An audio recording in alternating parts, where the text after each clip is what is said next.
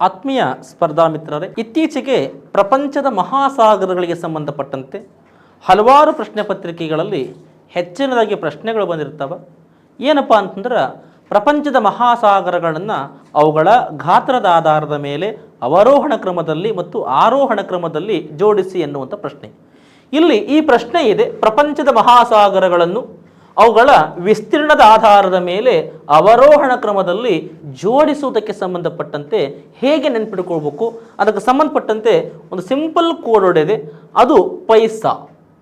P Pacific ocean, ಪ್ರಪಂಚದ ಅತಿ ದೊಡ್ಡ ಸಾಗರ. ಎ ಅಟ್ಲಾಂಟಿಕ್ ಓಷಿಯನ್, ಎರಡನೇ ಅತಿ ದೊಡ್ಡ ಸಾಗರ. ಐ ಇಂಡಿಯನ್ ಓಷಿಯನ್, ಮೂರನೇ ಅತಿ ದೊಡ್ಡ ಸಾಗರ. ಎಸ್ ಸದರ್ನ್ ಓಷಿಯನ್, ನಾಲ್ಕನೇ ಅತಿ ದೊಡ್ಡ ಸಾಗರ. ಎ ಆರ್ಕ್ಟಿಕ್ ಓಷಿಯನ್, ಅತಿ ಚಿಕ್ಕ ಸಾಗರ. ಅವರೋಹಣ ಕ್ರಮದಲ್ಲಿ Pacific, Atlantic, Indian ocean, southern ocean, Arctic ocean. ಇದು ಸಿಂಪಲ್ ಆಗಿರ್ತಕ್ಕಂಥ ಕೋಡ್ ವರ್ಡು ಅವರೋಹಣ ಕ್ರಮದಲ್ಲಿ ನೆನಪಿಟ್ಟುಕೊಳ್ಳಲಿಕ್ಕೆ.